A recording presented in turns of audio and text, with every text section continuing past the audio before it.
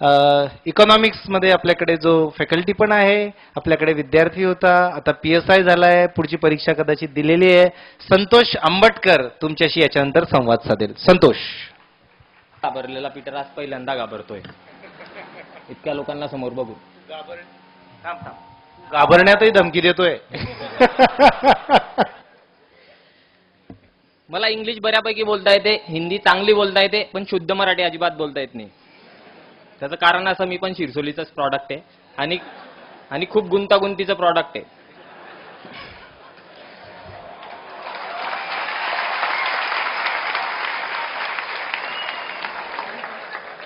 तुम्हाला आजपर्यंत बऱ्याच लोकांनी सांगितलं असेल 48% मी IAS झालो, IPS झालो, 50% झालो, काहीतरी अधिकारी बनलो. कॉफ्या करून पास होणारा मुलगा कधी अधिकारी बनतो तुम्हाला माहिती आहे का? बघितला नसेल तर बघून घ्या, तुमच्या समोर भाषण देतोय.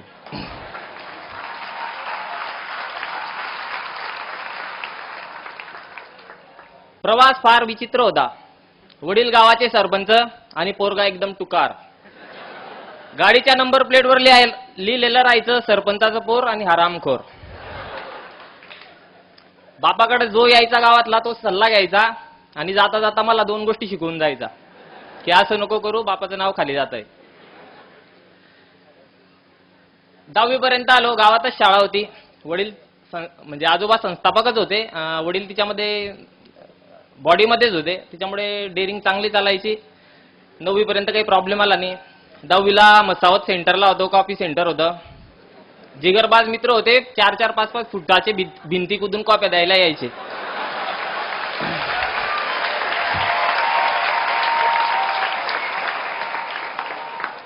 झालो 10वी जेमतेम पास झालो. 11वीला ऍडमिशन घ्यायचं. काय करायचं बऱ्यापैकी टक्के पडलेले होते. घरचे मला सायन्स घे.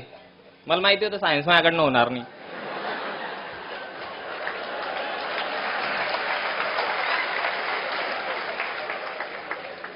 बापाला म्हटलं मी सायन्स काही घेत नाही, मी आर्ट्स घेतो, ते आपलं बरं आहे म्हटलं, राज्यशास्त्र, भूगोल, अर्थशास्त्र.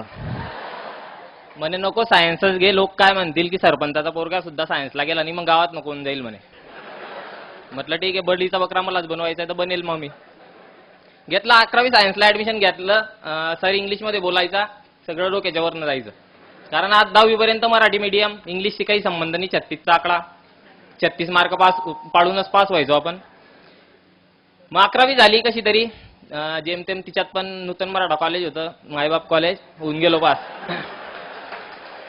12वी सायन्सला ऍडमिशन घेताना फार टेन्शन आलं की सायन्स करायचं की नाही करायचं.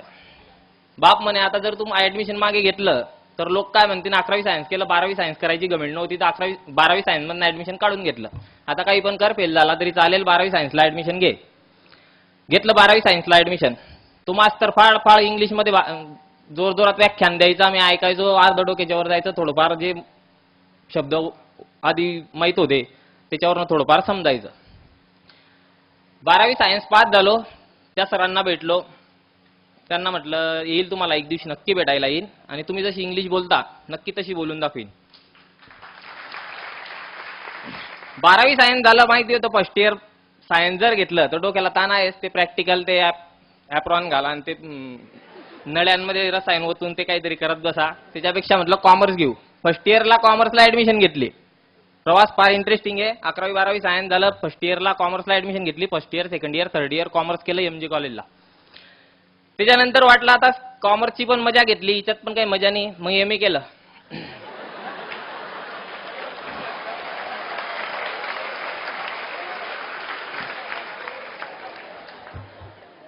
MA करता करता इकॉनॉमिक्सची गोडी होती. First year, second year, third इयरला इकॉनॉमिक्स बऱ्यापैकी झालेलं होतं.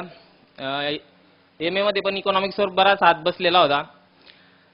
त्यानंतर प्रश्न पडला, आता MA पर्यंत येऊन गेलो, 23-24 वर्षाचे होऊन गेलो, आता करायचं काय? मी त्याच्यासोबत MBA पण करत होतो, ऑस्ट्रिया युनिव्हर्सिटी, रायसोनी कॉलेजला, ऑस्ट्रिया युनिव्हर्सिटी. मी तिथनं MBA करत होतो. MBA झालं. कसं झालं ते फक्त मला माहिती. तुम्ही त्याचं टेन्शन नका घेऊ. मग एक समुद्र होता, समुद्रात फक्त माझी ओढी ती, चारी बाजूला समुद्र होता, दिशा दिसत नव्हती.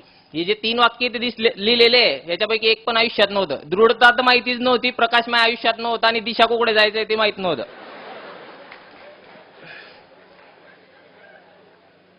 झवर सर म्हणून एक सर होते गोलानी मार्केटला, त्यांचं कॉमर्समध्ये ते अकाउंट शिकवायचे. त्यांच्या ऑफिसला गेलो होतो, तिथे मित्र काम करायचा, तिथे बसलो होतो आणि सर एक वेळा तिथे आले होते टीवायच्या मुलांना मार्गदर्शन करायला आणि मी तिथे बसलो होतो त्या लेक्चरला. आणि सरांनी पहिल्याच तिच्यामध्ये मन जिंकलं होतं व्याख्यानमध्ये. सरांनी म्हटलं होतं की यशस्वी होण्याचे 3 मार्ग. एक कठीण मेहनत, दुसरा कठीण मेहनत आणि तिसरा कठीण मेहनत. तेव्हा समजलं की मेहनतीला पर्याय नाही, आपण जे करतोय ते चांगलं नाही.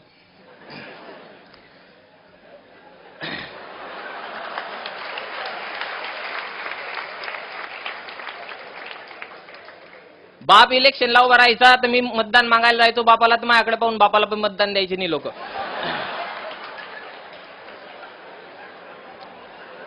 2007 मध्ये एक मॅटर झालं. मित्रांनी काहीतरी भांडण केली. रात्री 1:30 वाजता पोलिसांची गाडी आली, कंप्लेंट झालेली होती. मला 1:30 वाजता उचललं, बडगाव पोलीस स्टेशनला घेऊन गेले. 2 दिवस काही समजलं नाही काय चालू आहे. तिसऱ्या दिवशी बापाला सोडून घेतलं. पोलीस केस वगैरे काही झालेली नव्हती, फक्त अर्ज दिलेला होता. आता पोलिसांना पैसे पाहिजे होतं आणि राजकीय वातावरण होतं, त्याच्यामुळे राजकीय लोकांनी विरोधातनं काहीतरी ते केलेलं होतं. सुटलो, तिथून घरी आलो. येता येता रस्त्याने एक माणूस बोलला की तू कसा आहे म्हणे माहिती का? म्हटलं कसा? म्हणजे तू तुळशीच्या वृंदावनात उगवलेलं गांजाचं झाड आहे म्हणे.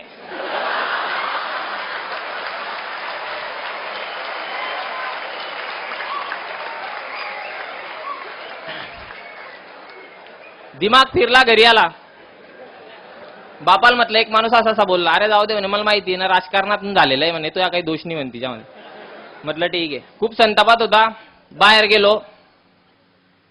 बाहेर जाता जाता बाप म्हणे 1 मिनिट थांबलो. आई आली, आत्या आल्या, मामा आले. तो लग्न करायचं म्हणे, तू खूप मातून गेलाय म्हणे. म्हटलं लग्न झाल्यावर माणूस म्हणजे ते काय म्हणतात नाल बसून जाते माणसाला, असं काही आहे का? म्हटलं नाही म्हणे, पण तू लग्न करायचंय. म्हटलं लग्न करेल पण लव्ह मॅरेजच करेल. वडील म्हणत ठीक आहे कर. टेन्शन मध्ये त्यात दुसऱ्या दिवशी कॉलेजला गेलो. ती भेटली.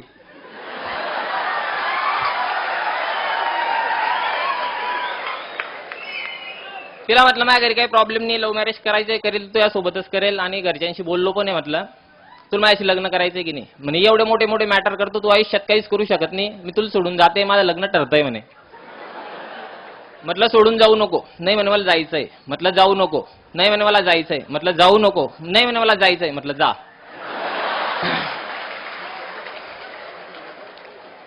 ती सोडून चालली गेली. मग तेव्हा खरंच समुद्र होता. समुद्रात फक्त माझी होडी होती. चारी बाजूला फक्त समुद्र होता आणि दिशा माहित नव्हती. प्रकाश पण नव्हता जिंदगीत आणि दृढता तर अजिबात नव्हती. खसलेला होता, तुटलेला होता. काय करावं समजत नव्हतं. कवितांवर कविता लिहत होता आणि अजून बरंच काही करत होता. घरात कमी आणि पानटपरीवर जास्त बसायचा. मग तेव्हा दीपस्तंभाला आलो. सरांचं ते मार्गदर्शन ऐकलेलं होतं, ते डोक्यात होतं. दीपस्तंभाला ऍडमिशन घेतलं आणि एक जीवनात असा ट्यूब पेटला, प्रकाश आला. सरांच्या प्रेरणेने, मोटिवेशनच्या काही व्याख्यानांनी दृढता पण येऊन गेली आणि समुद्रातनं बाहेर निघायचं होतं. दिशा हवी होती. एवढा मोठा दीपस्तंभ माझ्यासोबत होता आणि त्याचा कॅप्टन इतका महान माणूस होता की शॉर्टकट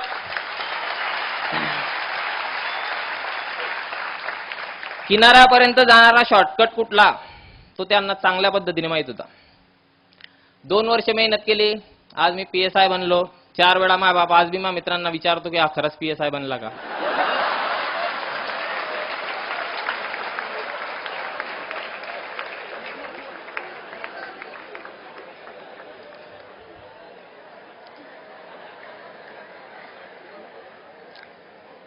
एवढंच बोलायचं होतं. फार काही सांगणार नाही तुम्हाला की असं करा तसं करा, यू करा ती करा. लक्षात एवढंच ठेवा, जेव्हा मनात गोष्ट एखादी आणायची तेव्हा ती पूर्ण करण्यासाठी 100% प्रयत्न करायचे. या मंचावर तुम्हाला योग्य मार्गदर्शन योग्य माणसाचं मिळणार आहे.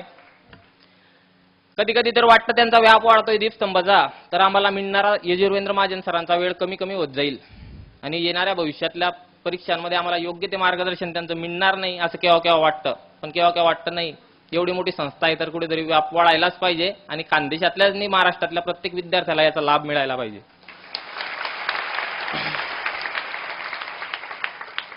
परिस्थिती फार वाईट आलेली होती. लोक काय काय बोलायचे, मायाविषयी तर जास्तच बोलायचे. पण 2 लोक फार खंबीर पद्धतीने मागे उभे होते, एक आई आणि दुसरे वडील. आजचं यश त्यांच्या चरणी अर्पण. फादर्स डेला माझ्या वडिलांना इथे मी बोलवलं. ते इथे आले, माझा सत्कार झाला. माझ्या आयुष्यातला हाच सर्वात मोठा सुवर्ण क्षण. आयुष्याच्या भूतकाळात काही चुका झाल्या असतील तर ते झाल्या असतील, पण आजचा वर्तमान मी त्यांच्या नावावर केला, त्याचा मला आनंद आहे. महाजन सरांनी ते बोलण्याची संधी दिली, तुम्ही शांत पद्धतीने ऐकलं, त्याबद्दल मी तुमचा आभारी आहे. जाता जाता एवढंच सांगेल, PSI बनलो, फार मजेत आयुष्य चाललं होतं. टीव्ही बघत होतो एक दिवशी आणि नाना पाटेकरचा क्रांतीवीर पिक्चर लागलेला होता. तो पोलीस येतो, नाना पाटेकर जेलमध्ये असतो आणि नाना पाटेकरला म्हणतो की तुझी शेवटची इच्छा काय? नाना पाटेकर म्हणतो या ऐसी घुटन सी होती है, मुझे अगर फांसी देनी तो वही दे दो, क्रांति मैदान में जहाँ से देश में क्रांति की शुरुआत हुई थी. त्याच्यानंतर नाना पाटेकर म्हणतो मरना है तो जरा ज्यादा मरो, इतना सा मरने से क्या फायदा. तेव्हा समजलं की आता ही फक्त सुरुवात आहे. PSI मला बनायचं नाही आहे. येत्या 3 वर्षात DYSP ACP बनून याच स्टेजवर परत सत्कार स्वीकारेल एवढी ग्वाही देतो.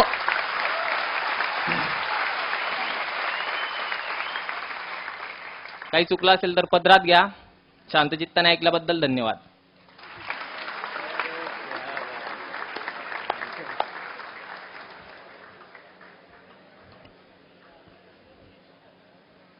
तो जसा आयुष्यात पहिल्यांदा घाबरला होता आज बोलताना, तसा मी आयुष्यात पहिल्यांदा मला शब्द सापडत नाहीये काय बोलावे.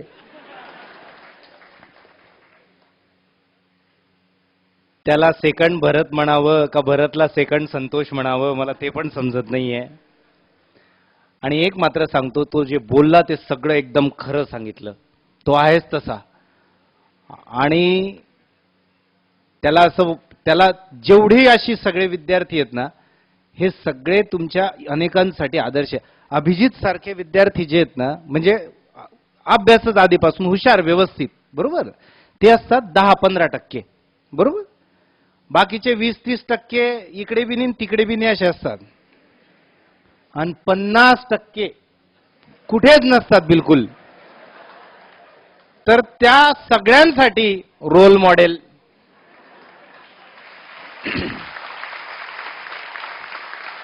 अत्यंत मेरिटला असणारे मुलं 5-5 अटेम्प्ट मध्ये पास न होणारे मी पाहिलेत. आणि असेच टपऱ्यांवर कधीतरी उभं राहणारे किंवा कधीतरी थोडीशी लाईन चुकून गेलेले, कधीच अभ्यास न केलेले काही मुलं असे पुढे जातात. याचा अर्थ असा नाही की टपरीवर उभं राहायला पाहिजे.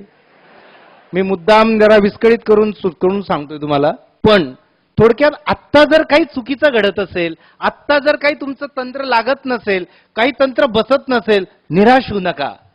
जर तुमच्या जीवनात तुम्ही बदल घडवून आणला, तुम्हीच, मी नाही, ही सगळी लोक दीपस्तंभचं सांगतायत, त्यावेळेस मी एक वेळेस मानतो की ठीक आहे, वातावरण त्यांना मिळतं.